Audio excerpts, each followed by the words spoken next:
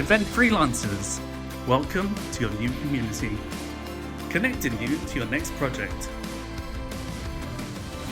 Get connected. Sign up now. It's free.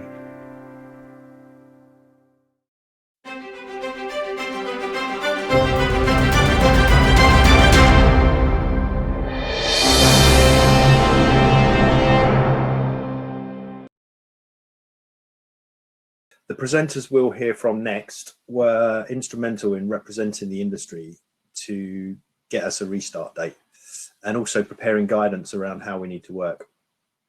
Andy Lenthall is the General Manager of the Production Services Association, or PSA, who's been intimately involved in much of the lobbying on behalf of the industry. And Jin Winship, Industry Forum, or the EIF, has developed the guidelines to be followed when delivering events in a COVID-19 environment. They'll be joined by Rob Haworth, a freelance event safety consultant and production manager and owner of Event Safety Plan, to talk about how this all works when it comes to delivering on site. Rob also has a special offer on the Event Safety Plan service, which he'll share with you at the end of this session.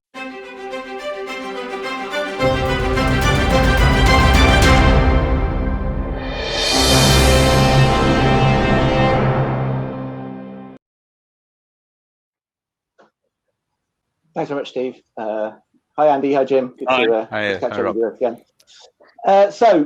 Just very quickly, for those of the audience that don't know who you guys are, and I'm sure everybody does, Andy, could you just give us a couple of minute version as to who you are and what you've been up to for the last few weeks? Andy Lenthall, General Manager of the Production Services Association. We've got about 2,000. Well, we had about 2,300 members. Lord knows how many members we've got now because our membership's been closed down and outlawed, it seems. But we've got about 2,300 members normally.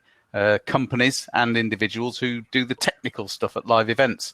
So generally we're the lighting, sound, video supply companies and technicians that plug stuff together. Excellent. And Jim, for the I run the Event Services Association, which is the trade body for the outdoor event industry, but I'm also secretary of the Events Industry Forum, which brings together now 29 different trade bodies in the outdoor event industry, including Andy's lot. And our membership ranges from festivals through to circuses now, and everything in between, really. Excellent. So, Andy, what have you been up to? Because presumably you've just been sitting around with your feet up for the last few weeks. Yeah, it's been very little to do. It's been pretty quiet, really. You know, nothing much doing. I've been in this little office at home for 6 or 7 days a week for the last however many weeks. It's I don't know about Jim, but I think that we're in about round 15, and the weekdays feel like you're in the it's the 3 minutes of the round in a boxing match, and the weekend is where you're just sitting in the corner getting flapped by a towel and a little bit of water and some Vaseline put on your eyebrow, and then you go out again on Monday, and I think we're in about round 16, aren't we, Jim? Yeah, I'm still waiting to find the weekend at the moment. It's and it kind of started in February when I was in a car park in Tesco's, and I had a call from the DCMS from a very nice lady called Tracy, and she said, "Andy, what are your lot doing about this coronavirus thing in China?" And I said, "Well, we're production, so we'll just do what we're told, I guess." And and it all kind of went downhill from there, really. They phoned us, and then we phoned them back and said, "Help." Absolutely. It started in the business event side, really, when we were getting phoned by people saying, seriously, we're going to need some government help. We just watched our order book empty. Everything's cancelling. And it was the businesses that were cancelling stuff with international travel, and it was all sort of starting to fall apart for them. And really, at that point, we didn't have a clue what to do, because we were just asking for help for a sector, and suddenly everything closed down. And then it became apparent that everybody would need help. So then we spent the last few months just making sure that we are front and center of certain minds that need to know that we closed down first and we're coming back last, and we need extended help. And it was that slightly unusual feeling, I guess, as people who organise stuff for a living, to be reacting at the sort of beginning of this rather than proactively planning. And there's still that ongoing feeling, I think, for a lot of people where we're planners for a living and it's part of our lives usually. So that sort of mental stumbling block of not having the answers that we would normally have is presumably part of the big problem here. We just don't, well, although on Friday we got our dates, didn't we? The date we've been waiting for. Yeah, Jim, over to you. Jim chuckles. Nightmare really for everyone, and I mean, the battle has been to try and get support for this industry. You know, the money went to the hospitality and retail sectors and ignored events, which has been a challenge all the way through this to try and get recognition for the industry. And government just ignored it and ignored us all the way through. So it has been hard work, as Andy said. So, but I think we've got recognition now with DCMS for the industry, but it's not over yet. And we now have to get across to them that this industry doesn't recover overnight. It's going to be, for some sectors of it, it's going to be well into next year before it gets back together again. And but we have to try and be positive. And I think that's what we've been trying to do from EIF, is to try and get government to recognise that we want to come back. We want to get events going again in the outdoor sector. And we just need their go-ahead, which we managed to get about 10 days ago. So, which was something. But I mean, there's still a lot of work to do. There's a lot of caveats in terms of that guidance that we produced, and a lot of issues about the economics of actually running events with social distancing still going on. Yeah, it's all well and so some events. It's all well and good, isn't it, that we can do things, but whether it makes business sense to do so and how that's going to have an impact is presumably one of the biggest questions now. And Jim, do you think part of the problem that we've got is that as an industry, we are so used to pulling a rabbit out of a hat, but whilst being dressed in black at the back of a room, that actually for a lot of people, they don't know what goes into putting on some of the amazing shows that we do every year? I think that's absolutely right. And I think there may be some expectations from the public that they're going to have instant events coming back. That's not going to happen in a lot of areas of our market. There are also a lot of uncertainties for us because we don't know, apart from another spike coming, we don't know what the reaction of consumers is going to be about getting to gatherings. The government's about to do some work, I think, to try and encourage people to get out of their homes and go back. But all I seem to hear on conference calls and things at the moment are how offices are going to leave their people working from home, and it implies that it's dangerous to go out there and do things in public places, which is not good. But that brings us on, Jim, doesn't it, to the guidance that you've been working on with the EIF, and Andy, that you've been working with DCMS in terms of getting people back into events and what they need to be thinking about. But Andy, in terms of what you've been working on, it's a start, isn't it? But where do we go from here? What's the sort of next steps, do you think?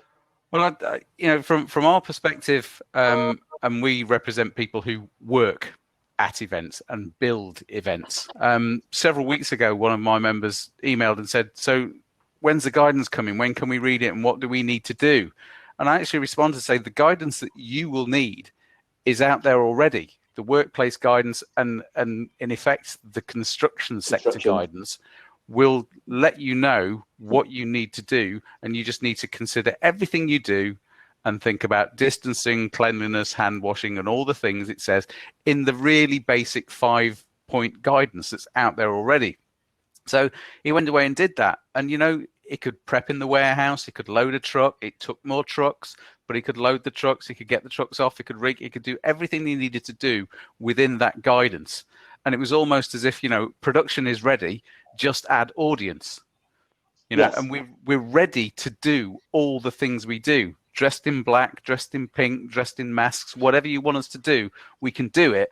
But you'll just need an audience to sell tickets to, or to sponsors to get money from, to pay us to do it. That's the sticking point. The irony is we can do everything we do. I could, I'm sure Jim could do it as well. You just phone up one person and they can get out their little black book and they could have a stage with a PA and lights and everything built in Wembley Arena by Saturday night. It's doable because that magic does happen. We do those, wonderful things at the drop of a hat. But we need somebody to do it for. And I think Jim hits the nail on the head. We still have the issue with social distancing, and being able to have a financially viable event to build for, and we have the issue of confidence in the corporate sector for companies to want to gather people together and feel responsible for doing so, or for ticket buyers to want to go to an event. And I think it's the ticket buying audience that will come first, because people will be making that active choice to go. So that's what we need to be, and all of our work, if we're not the organisers of the event, we're there lobbying and supporting the efforts for the organisers of the event, because we have to look after our client base. And I think the vast majority of the viewers in the conference here today are probably those people who are the organisers, or at least representing them. And I feel we all have a responsibility to work together now to bring different ideas, different technologies, different understandings, and rather than sitting in our own little silos of doing what we do, really sharing guidance, understanding, and ideas, so that we really can start to reassure our participants, our guests, our festival goers, whoever it might be, that actually, A, we know what we're doing, and B, we can provide them with a safe environment. And, Andy, as you and I talked about last week when we were prepping for the call, I think for a lot of people, they would choose their favourite music festival based on the bands that were coming, or they choose a conference based on the speakers. Never before have they really given a thought to, and am I going to be safe? And now I think that's a really big thing. And Jim, I'm sure you would agree. There's this. It's our opportunity, really, as the organisers, as the people that are putting these things together. We have to get that right to demonstrate that we can be trusted, I guess.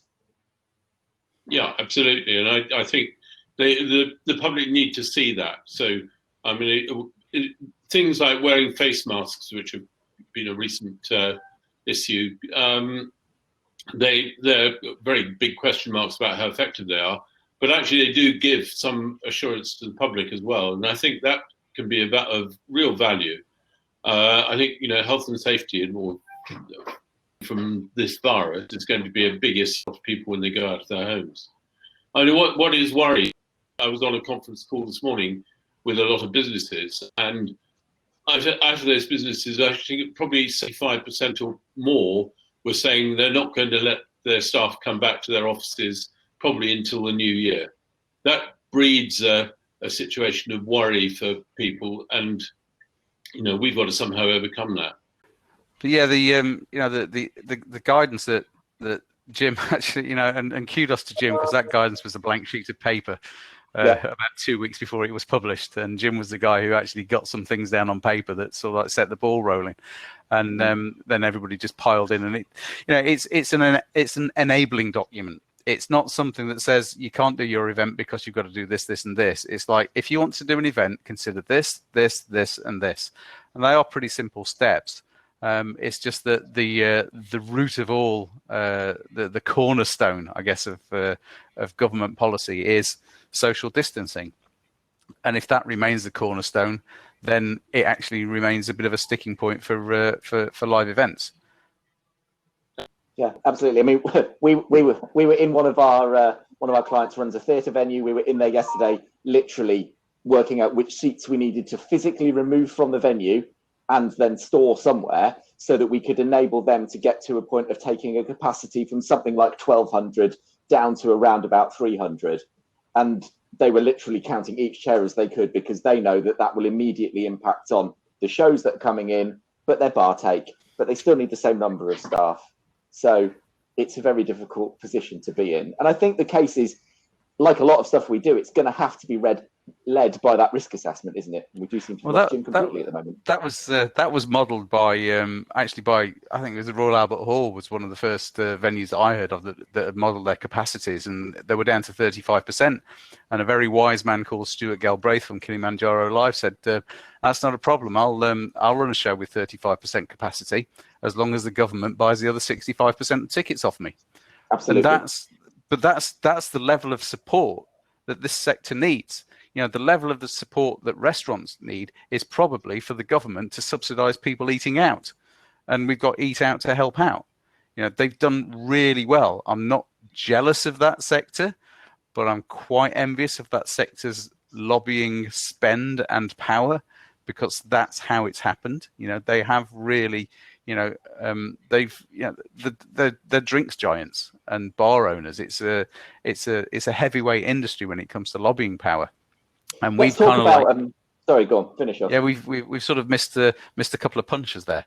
Well, I was going to say we talk about the help. So we have been offered some helpers in the industry. 1.57 billion pounds of government help. Where do you think that's going to go? How do you think that's going to help us? And most importantly, for the people that are watching today, how many of us freelancers are getting some of it? I've rubbed my hands together. I always look at the word cultural, and I kept seeing the word cultural package bandied around, and I thought, okay, that's going to the Arts Council. Sure. And politically, to be really honest with you, the Department of Culture, Media and Sport aren't used to getting money.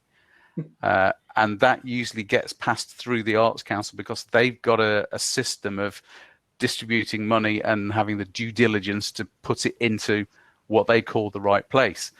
The criteria for getting some of that money are quite tight. The headline is you have to be close to bankruptcy. You have to be under threat of closing down in this financial year. So that's before April next year. And on those criteria alone, it doesn't look like the event Freelancer will get their hands on any of that money. We've got to go elsewhere for that kind of money. Absolutely. In terms of, it's looking all looking a bit bricks and mortar at the moment. It will go to the crown jewel buildings, but there's also money for regional facilities. So if a region is going to be without its regional theatre because of this, then they will give support from that £1.57 billion. The companies that service those regional venues and theatres, we believe, should be with a shout for their share of that £1.57 billion. But all we can really ask for and hope for is the opportunity to apply using the criteria that they set out. So a letter has been written to the Arts Council and suggestions have been made for people from the commercial side of the cultural industry and the event sector, the non-funded part, for people from the commercial side to be on the panel that writes the criteria and hopefully extends it to some companies, because the argument would be that you can't have the events if you don't have the venues, but then again you can't have the events if you don't have the people and the artists and the technicians and the lights and the sound of the video. But then if you don't rescue the venues, you can't have it because you haven't got a venue. So there isn't enough money to go around. It seems like a massive number. It does. But when you divide it up, I think if you divided it up by every freelancer in the creative sector, they all get £2,000 each. Which isn't going to go a long way. That's to last until March. Sure. It's not going to go far enough for everybody. And every time something's announced, and I know Jim feels this as well, every time there's a little bit of good news, there's a hell of a lot of work after it. Absolutely. Yeah. Absolutely. And a lot of disappointment too. Absolutely. Yeah. Jim, how do you think the cut in VAT is going to help? Do you think that's going to help enough? Do you think that's going to give us any kind of extra money coming into the industry? I don't really see it having much impact, to be honest. I come back to this consumer confidence. I mean, for the events that can take place, it's whether they can make them economically viable with the number of consumers who are prepared to go to them. And that is an unknown at the moment. I'm not sure that cuts in VAT are going to make a huge difference to whether people go to events or not. They're restricted to admission prices, so it depends what's in the admission ticket. And it's not going to make a vast difference to the cost, to be honest. I think I might beg to differ with Jim on to a certain extent there, because the promoters and the event organisers that sell those tickets, they're not going to put the price of the ticket down. They're going to make extra margin. The grassroots music venues who are charging £5-10 to go in will actually have an extra little bit of margin, and that actually might aid their survival. The promoters that are selling tickets for tours that are taking place next spring, if they sell those tickets now, they will actually generate some extra margin, which could actually save their businesses, because everybody, you know, every business across the event spectrum is under threat.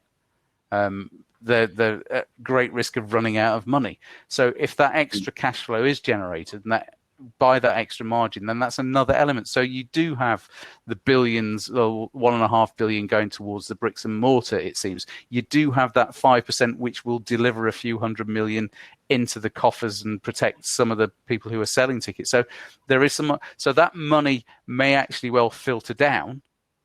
The margin won't filter down. I can absolutely guarantee that. But the money might actually filter down because it creates opportunities for people. I wouldn't argue with that. I mean, I think if anything helps, We talked him round, Andy. We talked him round. It comes back to whether consumers are prepared to take the risk of booking tickets, and that's you know, particularly taking advance tickets after what we've gone through this time around with the COVID-19. I think consumers are going to be fairly cautious. Yeah, absolutely. You know, the VAT runs out in January, so unless you've sold your tickets by January, you're back to the 20% again. Absolutely. It runs out in January at the moment, Jim. Guess what everybody's asking for? We've got about 4 minutes left. So we've had a couple of questions roughly on the same lines, but I'm going to take the one from Tom here. So he says, can the speakers outline the range of associations there that have come together to represent all of our industry sectors, which echoes another question we had, which is, how's this being coordinated? What's pulling all this together now?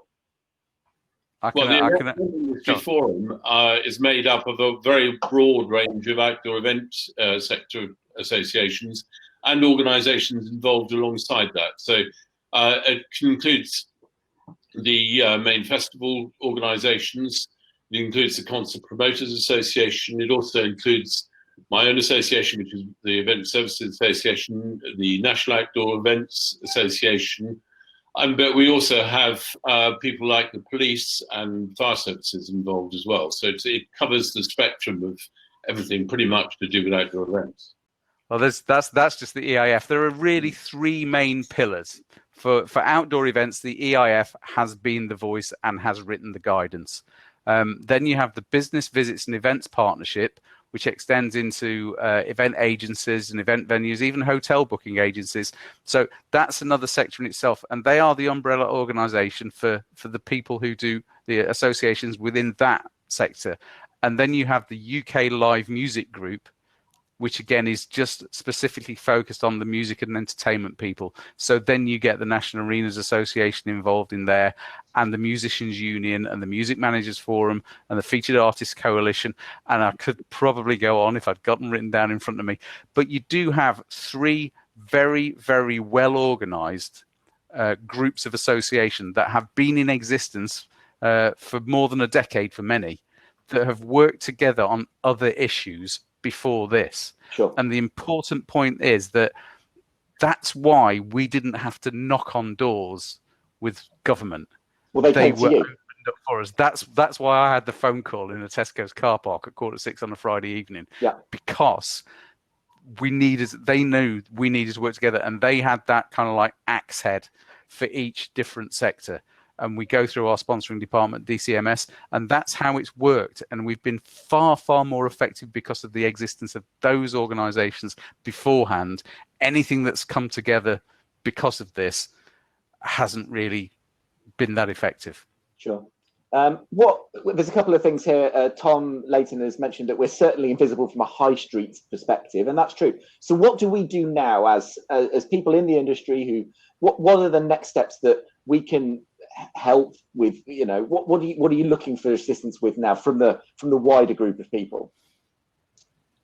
I think we're the big issue now for events taking place is giving confidence to the public. We're actually talking to Visit Britain at the moment about they have a Good to Go campaign they're about to start, and we're trying to link into that with for outdoor events. So it's doing that sort of thing really now to try and support those people who can start events, but at the same time trying to find support where their events can't get in sectors where events can't start till next year, some continued financial support for them, and is trying to get government to understand that you can't wave a magic wand and actually bring the whole event industry back overnight.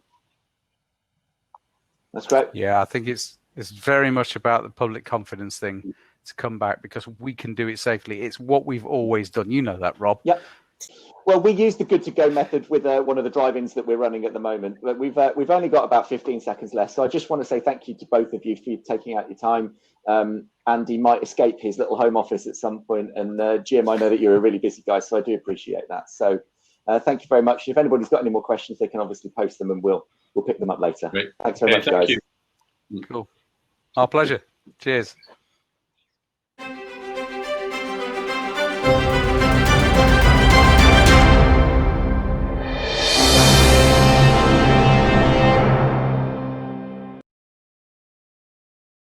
Event freelancers, welcome to your new community, connecting you to your next project.